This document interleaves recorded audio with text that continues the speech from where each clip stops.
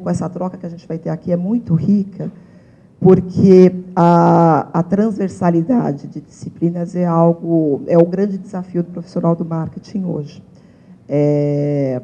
A gente está aqui sendo convidado de uma entidade que representa marcas de luxo e é muito interessante esse assunto estar na pauta de uma entidade como essa. E também é muito interessante que uma empresa de comunicação corporativa ou PR também abrace um assunto como esse. Eu acho que é um dado de mercado interessante. Eu estava olhando uma matéria que a gente publicou recentemente e a gente citava uma pesquisa do Instituto Gartner, uma pesquisa do final do ano passado, projetando 5 anos depois, então daria 2017, o contexto global, foi uma pesquisa feita com CMOs do mundo todo, falando que os CMOs, em 2017, vão consumir mais tecnologia do que os CIOs. E isso causou uma estranheza, mas a explicação era que a tecnologia vai ser cada vez mais estratégica para o marketing. E não só para desenvolver produtos, para fazer coisas interessantes ou na comunicação, mas principalmente no entendimento de informações, né? A gente vive numa sociedade de informação e existem as informações visíveis que estão na nossa frente, que a gente não sabe muito bem o que fazer. Existe uma série de informações invisíveis, que é um pouco que o Marcelo vai falar, e de que forma que o chamado Big Data pode nos ajudar nisso. Para começar o nosso bate-papo, o Igor Cunha vai abrir os trabalhos. O Igor, ele é criador da Biomas Branding. Ele vai fazer uma introdução um pouco, introduzindo esse conceito mais macro do branding, essa visão das marcas e das pessoas. Para quem não conhece o Igor, ele tem uma sólida experiência desenvolvendo projetos de marketing e branding para empresas como Tidelli, J. Macedo, Múltiplos Fidelidade, Ambima, Bund, entre outros.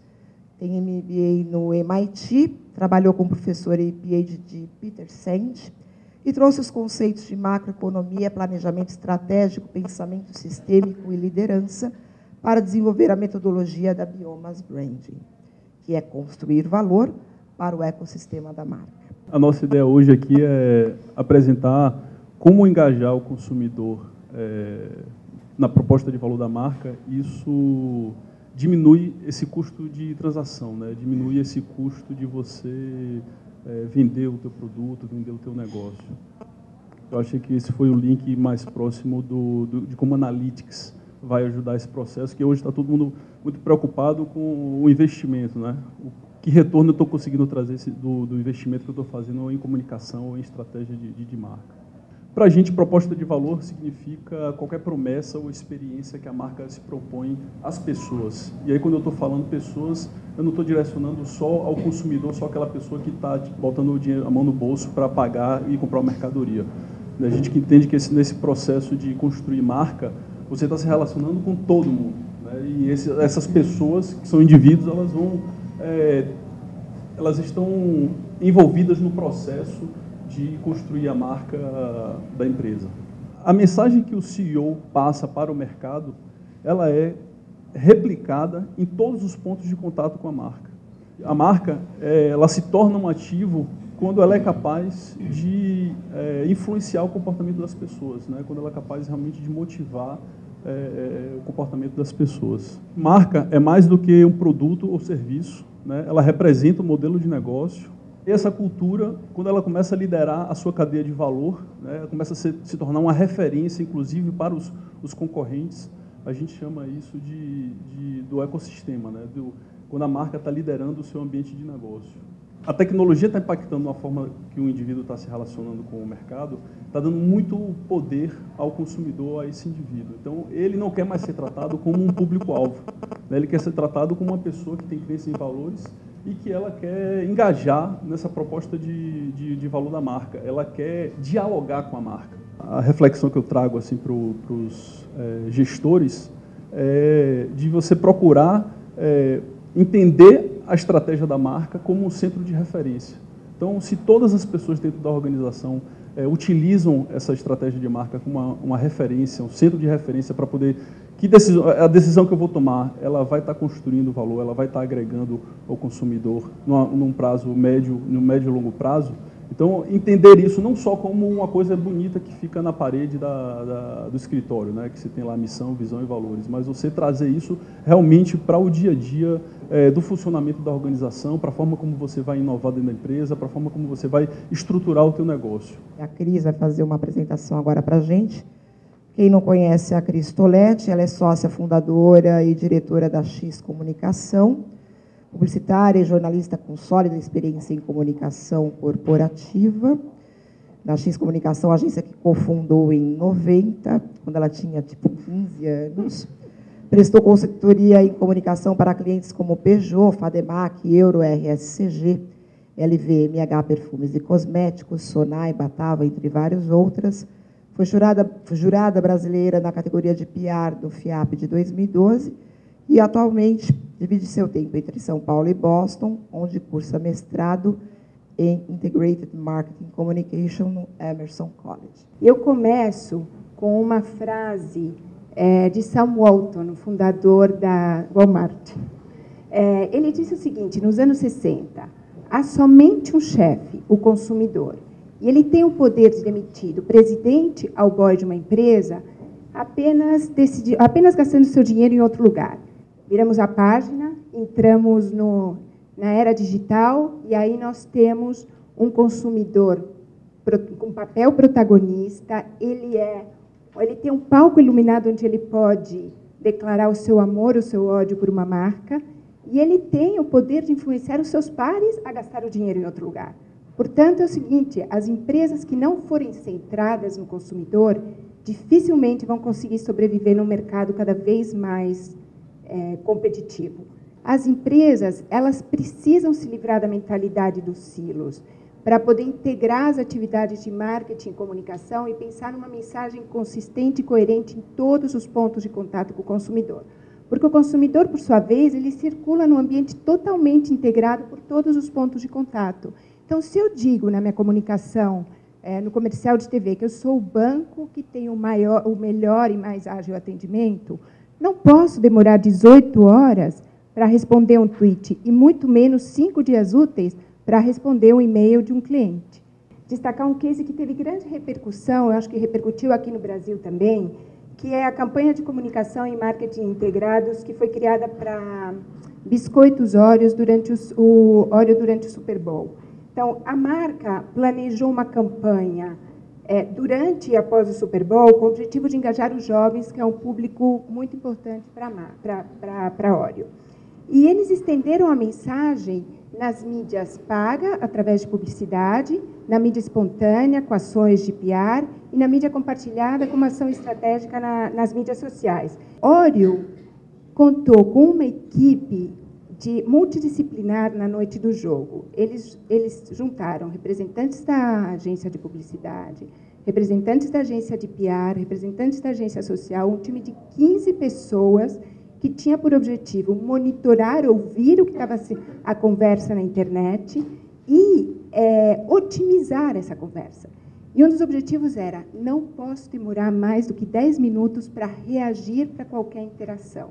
E assim foi, surpreendeu os seus consumidores e eu acho que o grande sucesso desse tweet memorável é realmente uma ação integrada de marketing e comunicação social e o cliente aprovando isso de maneira ultra ágil. Duas coisas que eu quero destacar que são fundamentais para uma estratégia de comunicação e marketing integrados bem sucedida. Então, ponto 1 é conhecer a jornada de decisão de compra do consumidor e ter claro quais são os pontos de contato que realmente afetam essa decisão. E o ponto 2, esse eu vou falar, e o ponto 2 eu vou deixar para o Marcelo falar um pouco mais, que é analisar os resultados das iniciativas de marketing e comunicação, o que é digital, mais tradicional, porque hoje se mede muito apenas o que é digital e não se mede a interação entre as mídias, que é o que realmente funciona para sensibilizar o consumidor. Então, para uma contínua otimização do retorno sobre investimento. Acho que existe hoje uma pressão muito grande por resultados. Então, não é mais investir sem saber o que isso vai gerar de resultados, hoje já não é mais possível. A jornada de decisão de compra é um processo interativo.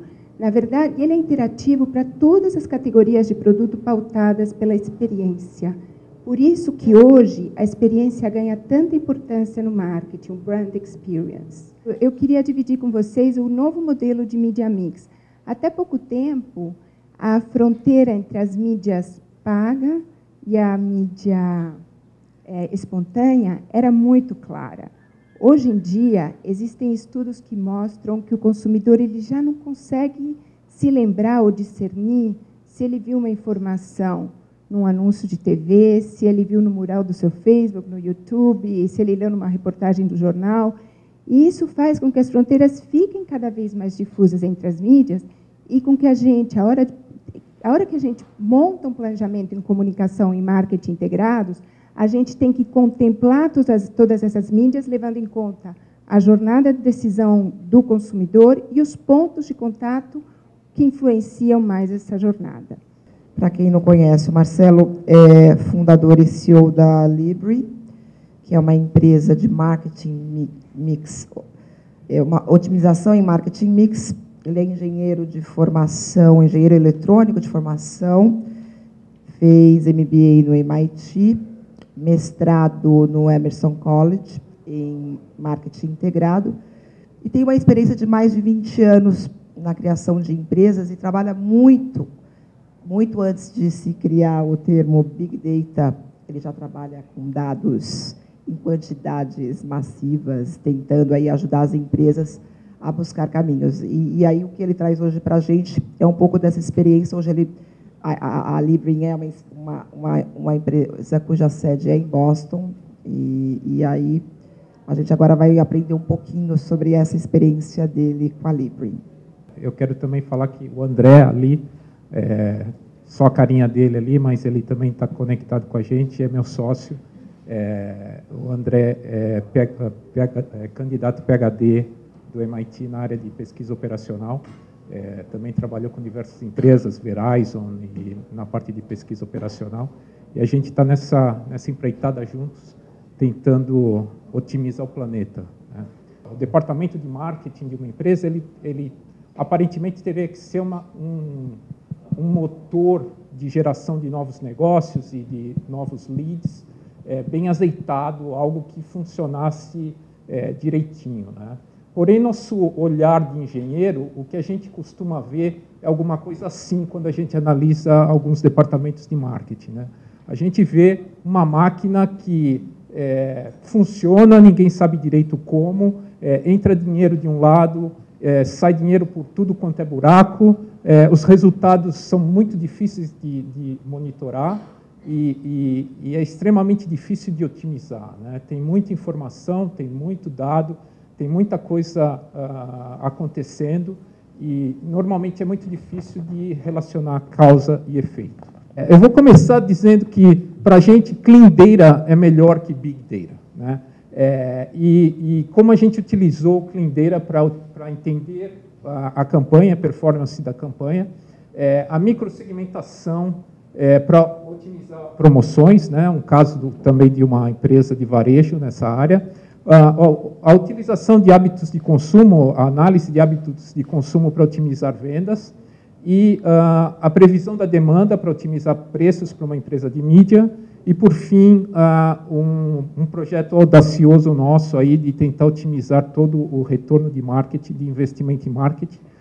Nos Estados Unidos eles ainda chamam de ROMI, que é Return on Market Investment. Tá? Analytics nada mais é do que utilizar dados para fazer análises e tentar entender o que está acontecendo com aquele comportamento daqueles dados. Então, uma vez que você tem todos esses dados e você aplica algumas técnicas de probabilidade estatística, você é capaz de predizer ou prever o que vai acontecer no futuro, né? A nossa visão da nossa empresa é que o ponto principal é a otimização, né? Dizer como otimizar os resultados do negócio, uma vez que eu sei para onde vai. Se eu sei que está descendo, eu tenho algo que eu posso mexer para tentar levantar as vendas, tem algo que eu posso fazer para otimizar. Então, a gente chamou de futuro melhorado, né? O que a gente pode fazer para melhorar o futuro? O Big Data é basicamente um volume de informações que está chegando dentro da empresa, e principalmente na área de marketing, com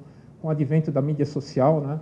Inicialmente só tinha os dados corporativos, ali um cinza um pouco mais claro, porém, com a mídia social, houve uma avalanche de dados comportamentais que estão chegando. Então, tem toda a parte de mídia social, de informações de celular, blogs, previsão de tempo, trânsito. Tem empresas, o Walmart é uma delas que utiliza até previsão de tempo para saber para onde mandar produtos, sabendo onde vai ter um storm, uma tempestade. Então, eles já sabem quais produtos as pessoas compram quando uma tempestade está se aproximando, né?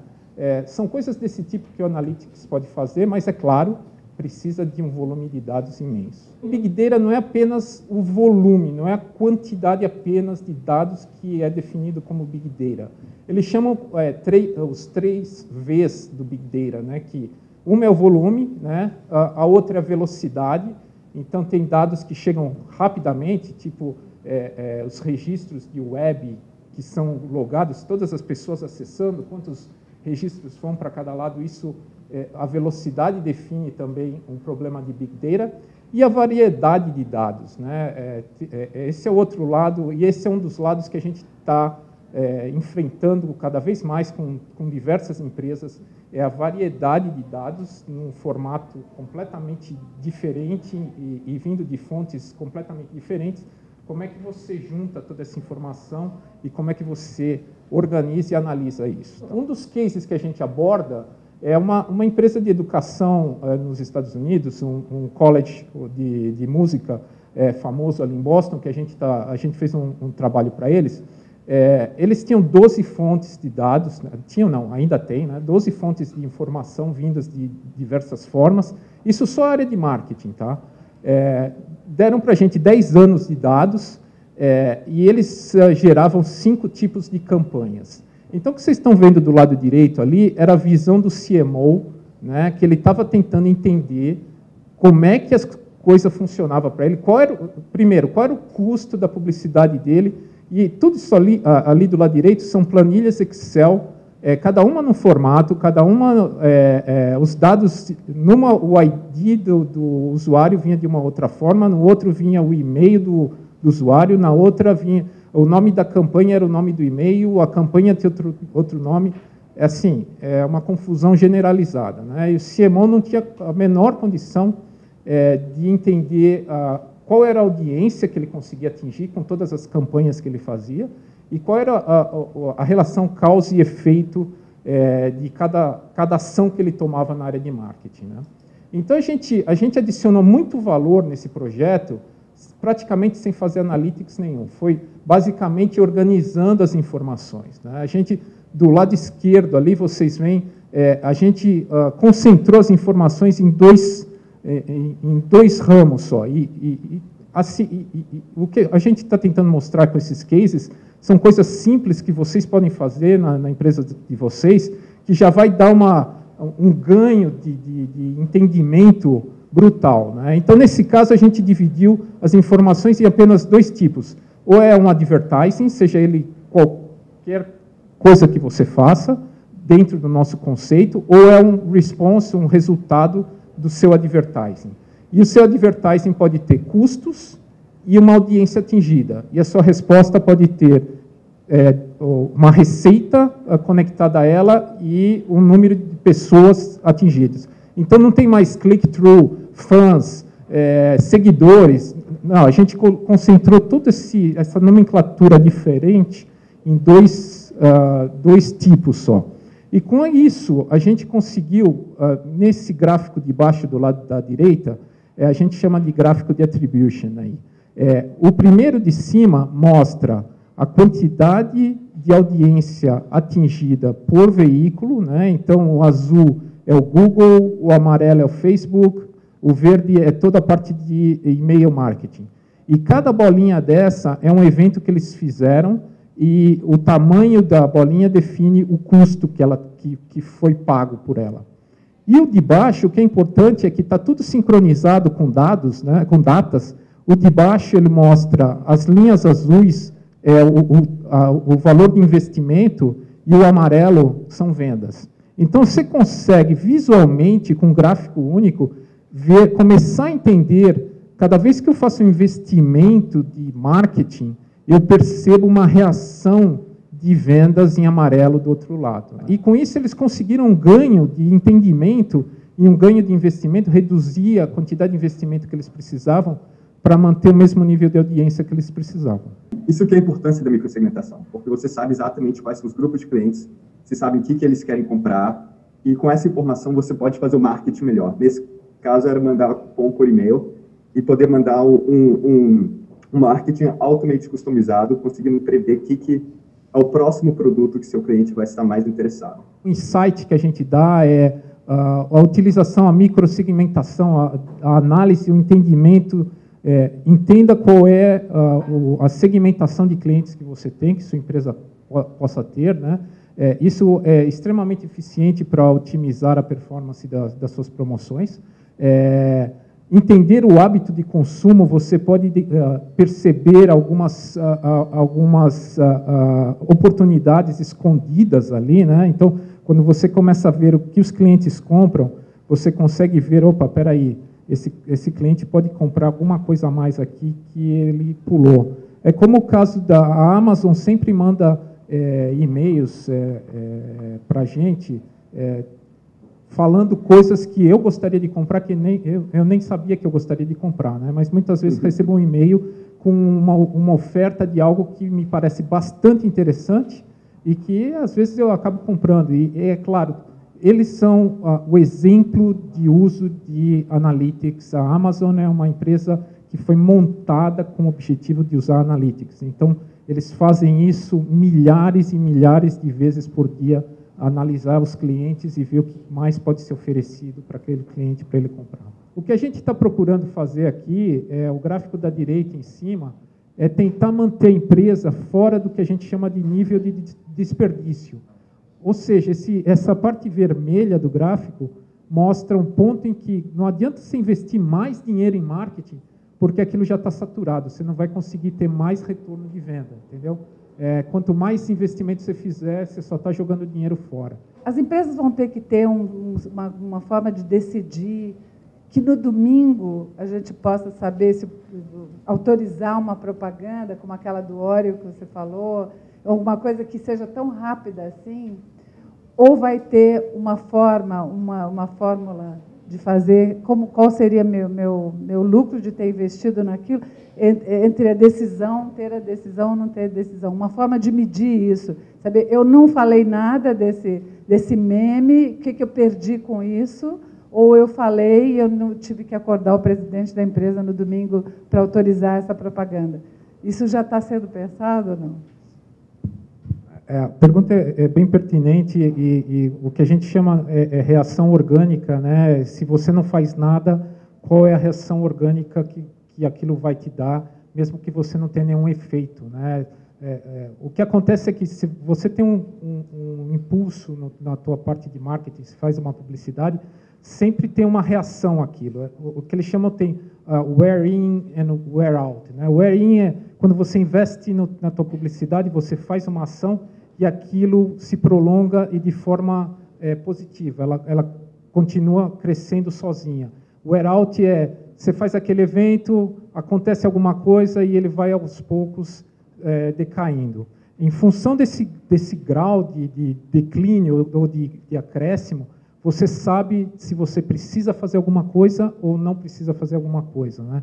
É claro que isso é para cada mídia específica, né? Então, no caso, se você falar alguma coisa naquela mídia e você sabe que o grau de... Qualquer coisa que eu falo aqui, ela se prolonga por X dias, então eu não preciso falar frequentemente. Isso é um outro trabalho que a gente fez, né, de reach and frequency, né? Você precisa aumentar o teu reach ou aumentar o teu frequency? Então, é até bom que você tenha perguntado, porque é uma dúvida, ninguém sabe direito, né? Então, faz 2 para 1, 1 para 2, testa isso ou aquilo.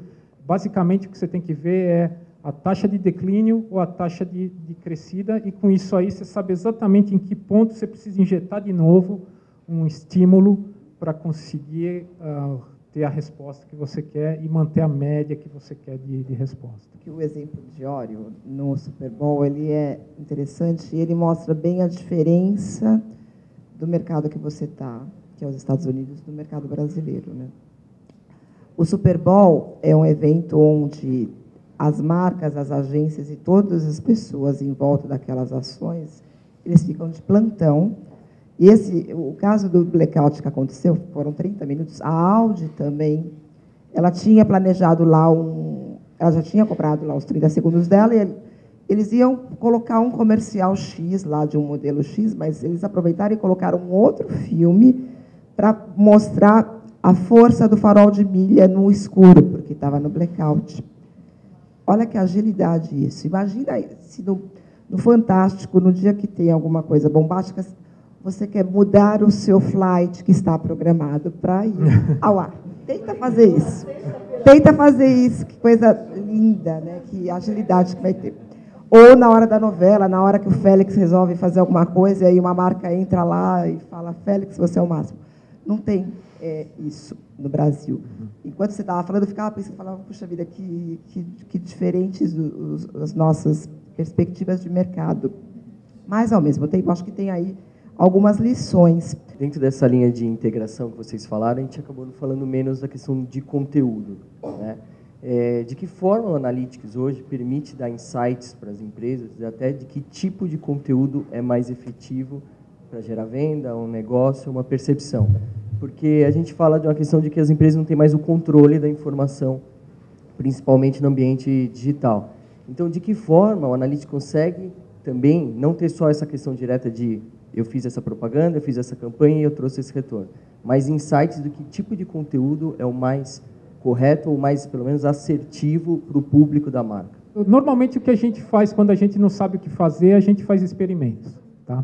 Então, a gente começa por aí. Quando a gente não tem a menor ideia do que fazer, a gente fala, bom, vamos...